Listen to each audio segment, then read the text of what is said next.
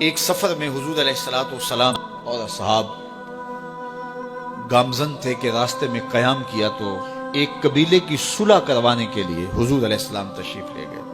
وہاں کچھ تاخیر ہو گئی تو صحابہ نے حضرت ابوبکر صدیق کو کہا کہ حضور رک گئے ہیں تو نماز کا وقت جا رہا ہے، آپ نماز پڑھا دیجئے۔ حضرت ابوبکر صدیق رضی اللہ تعالیٰ عنہ مصلی پہ کھڑے ہو گئے۔ اب نماز شروع ہوگی، ادھر سے حضور بھی فارغ ہو گئے تو آقا کریم تشریف لائے۔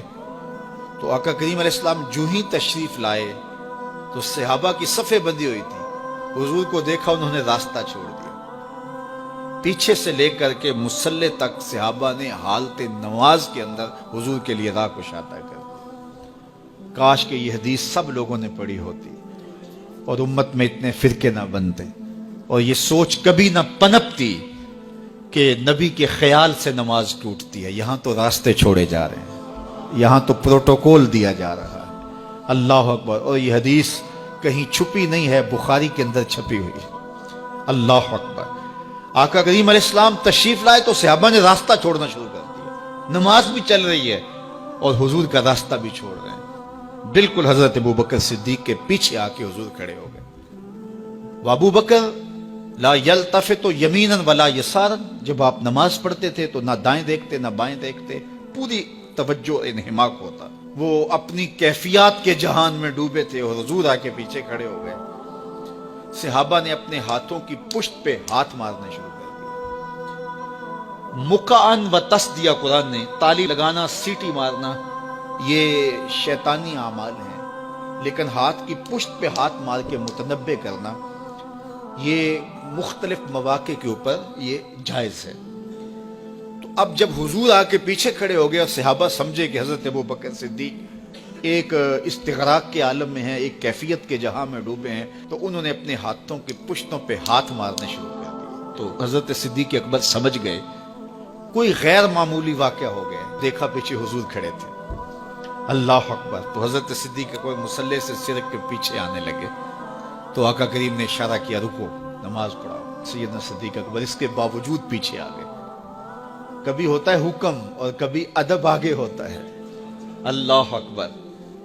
حضرت سیدنا علی المرتضیٰ رضی اللہ تعالی عنہ کو کہا نا حضور نے صلح حدیبیہ کے موقع پہ، صلح نامہ لکھوایا جا چکا تو لکھا یہ محمد رسول اللہ اور قریش کی جانب سے ہے۔ تو عروہ نے کہا اگر محمد رسول اللہ مان لیں ہم تو پھر لڑائی کس چیز کی ہے؟ تو اس لیے محمد رسول اللہ نہیں، محمد بن عبداللہ لکھا جائے۔ تو وہ اس بات پہ بضد ہو گئے، اور اگر ایسا نہیں ہوتا تو معاہدہ ٹوٹ رہا تھا۔ تو حضور نے حضرت علی المرتضیٰ سے کہا کہ چلو رسول اللہ کا لفظ مٹا دو۔ عرض کی میں تو نہیں مٹاؤں گا، میں تو نہیں مٹاؤں گا، یہ نام میں تو نہیں مٹا سکتا۔ پھر حضور نے خود مٹایا۔ اب یہاں حضور نے کہا ابو بکر رکو، لیکن حضرت ابو بکر نہیں رکے، پیچھے آ گئے۔